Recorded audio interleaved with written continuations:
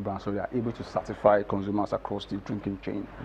Aside from that, on the efficiency side of things as well, a larger portion of their raw materials are sourced locally. At the last time we had discussion with management, in the region of 60% being sourced locally. Management target to take that to about 100% in the nearest term.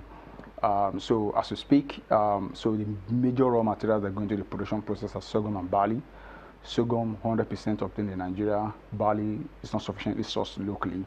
But the challenge they are facing along that line is, so for most of these brewers, they have these agreements with local farmers where they are able to integrate that production process. So they more or less fund those production processes farmers to able to guarantee sustainability of supply and also specification in terms of quality as well.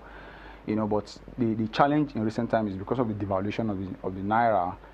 Most farmers find it more profitable to move these products outside Nigeria to sell to neighboring markets, and I mean the buyers in neighboring markets also want to come to Nigeria because it's cheaper for them to buy naira right now, with some units of their currency as well. With CFA, for example. CFA, for example. So we are seeing that element of demand putting pressure on prices, and then also using use that report on Nigeria, and some of the challenges that they also highlighted regarding sorghum specifically is that sorghum is majorly produced in the northeastern region, and you and I are familiar with the Boko Haram story. So over the last 3, 4, 5 years, what you've seen, with sorghum is that production is growing, but it's growing at a slower pace. Meanwhile, demand is growing faster from both, Nigerian consumers and from the outside market. So that's sort of putting some pressure on prices. A quick one. We need to move to Flammies. You downgrade your rating to sell for Nigerian breweries and Guinness. Exactly. Should that be a short-term, medium, or long-term position? So exactly, our ratings look at 12 months.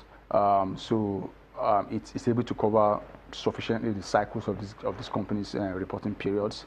So, and I like to say, with Nigeria's own case as well, is that ratings are not static. They're subject to some certain parameters. If we see improvement in those parameters, definitely we'll do some re-rating.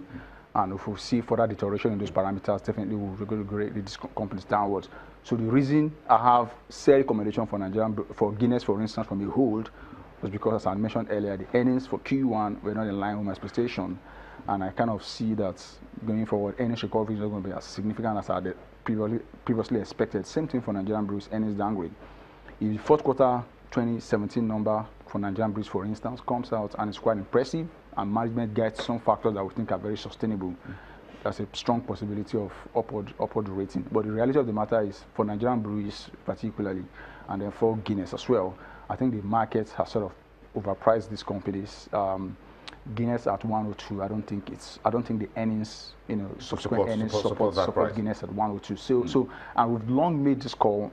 We can see from the rating in Nigeria, but we actually said we maintain sell, because we've long, had this long sell rating on Nigeria, because we thought at 170, 160 level it wasn't overpriced. And we're looking at the multiple exactly. trade. And so far, we've seen the market beginning to reprice, Nigerian breweries alongside the earnings we've seen so far. So from 160, 170 levels, currently trading at 140, and I think if the market treats Nigerian breweries more seriously, we'll likely see, the market price come down. We'll go to target price. Let's spend a few minutes to talk about Flammies Nigeria PLC, which is another heavyweight. Everybody has, all you analysts have Flammies on your books. So yes. What's the big news around Flammies? Is this leverage? The numbers hadn't been really too good for about a year or so. Is the Kiss company coming out of the woods? It looks like. So the first is, so what Flammies has done over the last 1 or 2 years is to broaden portfolio of products that they have, and also they've benefited also with the price increases, the inflation we've seen around in the system as well. So prices are a lot healthy, and for a low margin business sort of flour mills, so you like to, the one positive transmission to your earnings is how you are able to grow your revenue, to be able to, water down all the fixed costs, operational and finance related, that you're carrying. So we're seeing very sizable increase in revenue. It's good to let you know, for instance, that as we speak in the market, among the consumer goods companies that are listed, flour mill has the biggest revenue size, by virtue of the number of products it's got out there. And the good thing for them as well is, you have a lot of food brands, food-related items in their product portfolio, which Nigerians typically like to consume at a time when, the pockets of pressure. You want to eat food first before you drink brewery products, before you rub cream on your body and all of that. So, except for women. So that's women seems to do a lot. They spend more on cosmetics when there's recession. But you can see from, say, the likes of Peace there, the likes of Unilever, they've got some personal care items. I mean, the recovery in that space has not been it's not as good as what we've seen for the food businesses. So that's to tell you that yes, okay. the women, they like the personal care items, but when the pocket is pressured, you just have to come to food first, then drink, then in that order.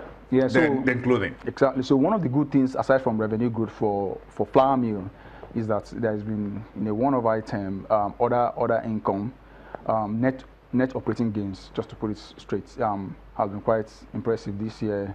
Last year it was a negative as a result of FX losses. This year, as we speak, as at the end of first half of the year, it's in essence of about 5 billion, and that's because of they've been able to book some FX gains, from the valuation of liabilities, and then their isn't Flammy still going back to the market for another capital raising?